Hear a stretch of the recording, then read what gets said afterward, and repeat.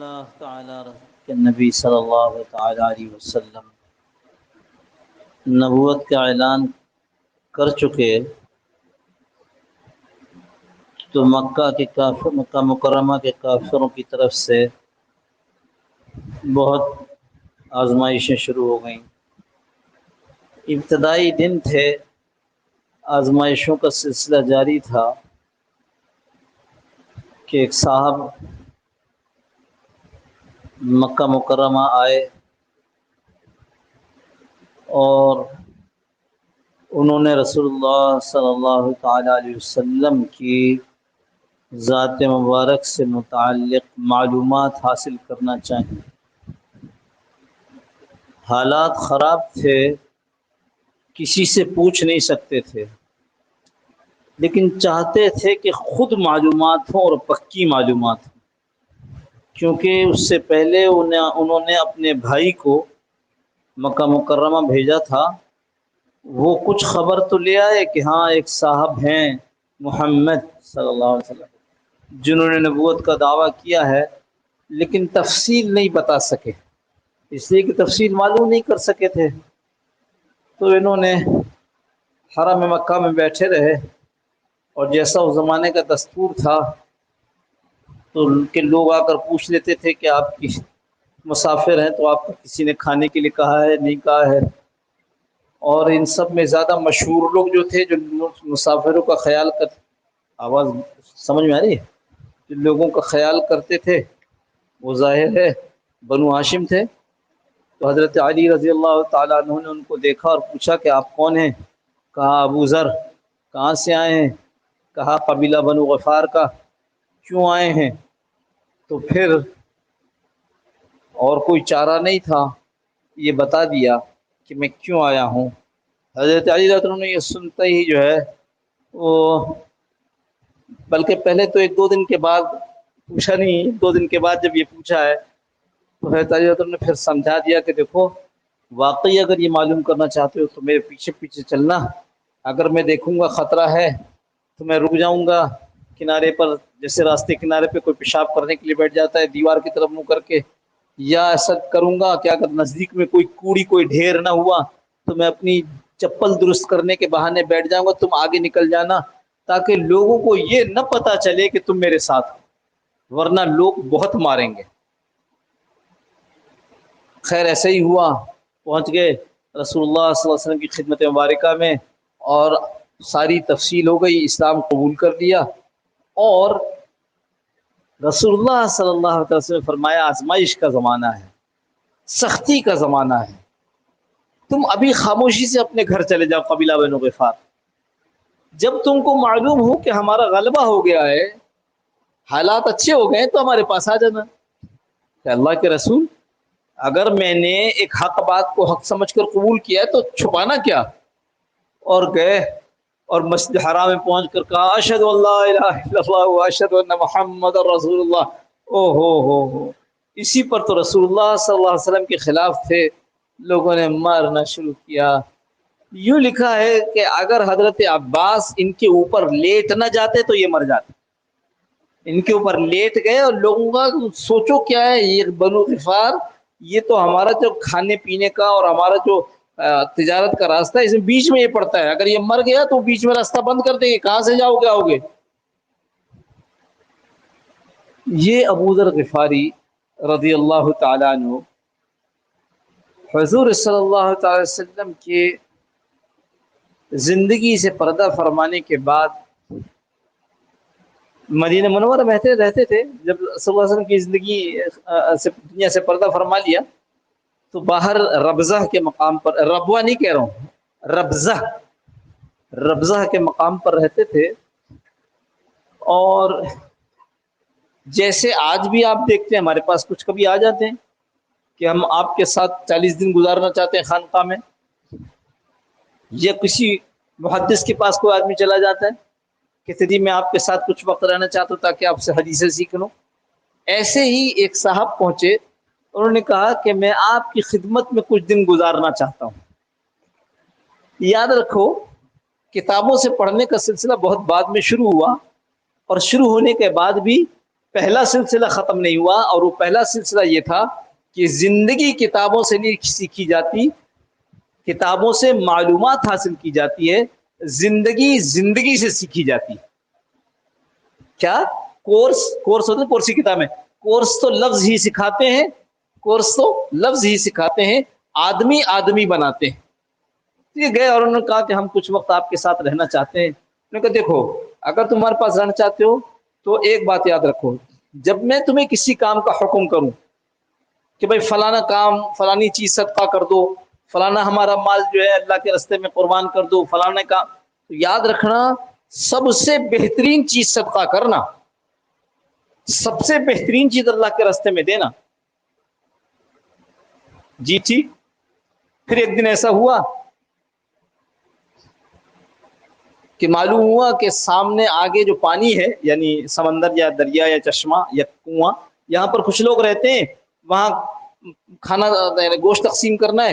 تو اس آدمی سے کہا کہ جاؤ اور جا کر میرے ہاں سے جو اونٹ ہے ایک لے آؤ تاکہ اس کو ذبح کرے، اور یہ جو پانی پر لوگ رہتے ہیں، جو بستی ہے، اس بستی کے گھروں کو گنو، اور اس کے بعد اگر 20 ہے تو 21، اور 21 ہے تو 22، اور جتنے بھی ہیں ان میں سے ایک گھر پہ میرا بھی شامل کر کے اتنے حصے کر دینا گوشت کے، سب کو پہنچا دینا، ایک حصہ میرے بھی بھیج دینا۔ یہ صاحب گئے، انہوں نے سارے جانور دیکھے، اس میں جو سب سے اچھا تھا وہ لینے لگے، پھر کہتے نہیں یہ سب سے اچھا تو ابھی بڑے کام کا ہے، اس سے ذرا ایک درجہ نیچے کا لے لیتا ہوں۔ لے کر کے واپس آئے، حضرت ابو ذر رضی اللہ عنہ دیکھتے ہی پہچان لے، کہا یہ بتاؤ بھول گئے تھے یا جان بوجھ کے کیا؟ کہ حضرت یاد تو تھا، لیکن یہ سوچ کر یہ ایک درجہ نیچے کی چیز لے کے آیا ہوں، یہ سوچ کر ایک درجہ نیچے کی چیز لے کر آیا ہوں تاکہ کام تو اس سے بھی چل جائے گا، پر وہ آپ کی ضرورت کو زیادہ پورا کرے گا جو آگے ضرورتیں آنے والی۔ تو حضرت ابو ذر نے وہ جملہ کہا جو سنانا چاہتا تھا آپ کو، آپ نے بھی کئی مرتبہ تعلیم کے دوران اس بات کو سنا ہوگا۔ فرمایا تمہیں معلوم ہے میری ضرورت کا دن کون سا ہے؟ میری ضرورت کا دن وہ ہے جس دن سب کی اللہ کے ہاں پیشی ہو جائے گی اور یہاں کے چیزوں کو تولا جائے گا، وہ دن آج میری ضرورت کا دن نہیں ہے، یہ ضرورت تو جیسے تیسے پوری ہو جاتی ہے۔ ہم اس کو سوچیں، اللہ نے یہ دن، یہ اوقات، یہ مقامات، یہ گھڑیاں اسی لیے دی ہیں کہ اس دن کی ضرورت کو پورا کریں، وہ دن جو ہمارے نگاہوں سے اوجھل ہے، وہ دن جو نگاہوں سے اوجھل ہونے کی وجہ سے ذہنوں سے بھی اوجھل ہو گیا، وہ دن جس سے ہم غفلت میں پڑے ہوئے ہیں، مگر وہ دن آنا ہے۔ اس سے زیادہ حقیقت دنیا میں کوئی نہیں ہے کہ ایک دن اللہ کے ہاں پیش ہونا ہے۔ میرا یہ گفتگو ختم کرنا یہ یقینی نہیں ہے، اللہ کے سامنے پیش ہونا یقینی ہے۔ آپ کا گھر پہنچنا یقینی نہیں ہے، اللہ کے سامنے پیش ہونا یقینی ہے۔ اس لیے یہ عشرہ آ گیا، زبردست عشرہ ہے، بڑی کمائی ہے اس میں، نیکی کا کام صدقہ کرنا کرتے رہو، ضروری تھوڑی ہے کہ 10ویں دن جا کر کے قربانی کریں گے تو صدقہ ہوگا، روزانہ تھوڑا تھوڑا نکالو، قرآن کی تلاوت کی مقدار بڑھا دو جیسے آپ آخری عشرہ رمضان میں کرتے ہیں، نفلوں کی تعداد بڑھا دو، ذکر اذکار کی تعداد بڑھا دو۔ ذکر اذکار پر یاد آیا، ایک حدیث میں اس طرح آتا ہے، جتنی عزت اور جتنی حرمت اور عظمت والے یہ ذی الحجہ کے دن ہیں، ایسی عزت، ایسی حرمت عظمت والے دن اللہ نے سال میں کوئی اور نہیں رکھے۔ اور پھر آگے فرمایا لہذا ان دنوں میں تحلیل تکبیر کو اختیار کرو، ایک روایت میں تحلیل تکبیر تحمید کو اختیار کرو۔ تحلیل کیا ہے؟ لا الہ الا اللہ۔ تحمید کیا ہے؟ الحمدللہ۔ تکبیر کیا ہے؟ اللہ اکبر۔ لا الہ الا اللہ، اللہ اکبر، الحمدللہ، اس کو اختیار کرو۔ ایک ہے ایام تشریق میں تکبیر پڑھنا، اللہ اکبر، لا الہ الا اللہ اکبر وللہ الحمد۔ یہ اللہ کی بڑائی ان 3 دنوں کی، 4 دنوں کی ہے جس کو ہم ایام تشریق کہتے ہیں۔ اور یہ جو ہم نے کہا لا الہ الا اللہ اللہ اکبر الحمدللہ، اس کو زیادہ سے زیادہ پڑھنا، یہ کون سے دنوں میں ہے؟ یہ پہلے 10 دنوں میں ہے۔ بلکہ حضرت ابن عمر اور غالباً حضرت ابو ہریرہ، دوسرے کون یاد نہیں آ رہے، دو صحابی کے بارے میں یہ آتا ہے کہ ذی الحجہ کے پہلے 10 دن میں وہاں چلے جاتے، بازاروں میں چکر لگاتے اور جا کر وہاں کہتے لا الہ الا اللہ اللہ اکبر الحمدللہ۔ تو جو دکاندار اور جو گاہک ہوتے تھے وہ بھی ان کو دیکھ کر کے یہ پڑھنا شروع کرتے، اہتمام کرتے تھے اس بات کہ کیسے جو ہے ان دنوں کے اندر زیادہ تکبیر ہو، زیادہ تحمید ہو، زیادہ تحلیل ہو، تحلیل نہیں لا الہ الا اللہ۔ یہ عجیب دن ہے، آپ یقین کرو اس عشرے کے علاوہ کوئی عشرہ نہیں ہے جس میں اللہ کی پانچوں عبادتیں زندہ ہو۔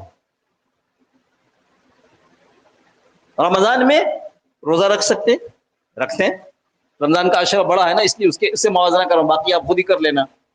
صدقہ کر سکتے ہیں، کرتے ہیں۔ اور کیا کرتے؟ نماز پڑھ سکتے ہیں، پڑھتے ہیں۔ قرآن پڑھ سکتے ہیں، پڑھتے ہیں۔ جتنے کیا کر سکتے ہیں، حج نہیں کر سکتے۔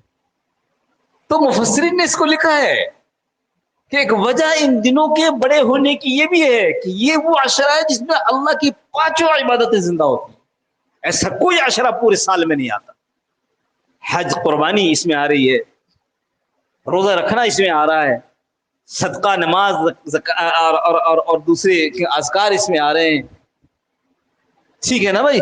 تو کریں گے نا یہ ساری جو میں نے بتا دی یہ چیزیں۔ ایک چیز اور ہے اس میں، وہ یہ کہ جب اللہ رب العزت اپنے نبی صلی اللہ علیہ وسلم کے ذریعے ہم تک یہ بات پہنچا رہے ہیں کہ ان دنوں میں تحلیل کی، تکبیر کی، تحمید کی زیادتی کرو، تو تحلیل کیا ہے؟ لا الہ الا اللہ، ہاں اللہ اللہ کے سوا کوئی الہ نہیں۔ تحمید کیا ہے؟ الحمدللہ۔ تکبیر کیا ہے؟ اللہ اکبر، اللہ سب سے بڑے ہیں۔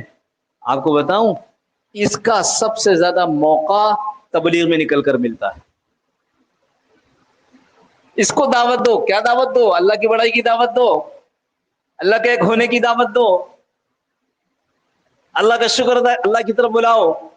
اچھا سن بھی رہا ہے، بول بھی رہا ہے، سن بھی رہا ہے، بول بھی رہا ہے، تو کوشش کر کے کم از کم کہہ رہا ہوں عشرہ، ورنہ ایک سے روزہ تو اس میں لگا ہی لو کہ بغیر کسی ارادے کے اللہ رب العزت اتنا زیادہ اپنی بڑائی کو بیان کرنے کا موقع عطا فرمائیں۔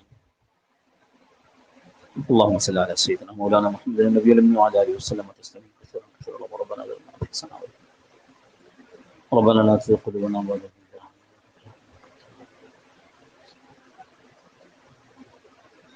هديتنا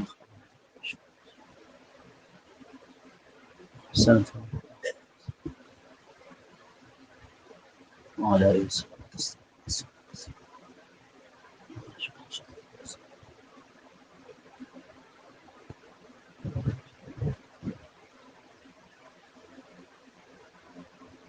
صلی اللہ تعالی علی خیر خلقہ محمد وعلی آلہ وصحبہ اجمعین برحمتک یا ارحم الراحمین۔ جزاکم اللہ خیر۔ السلام علیکم۔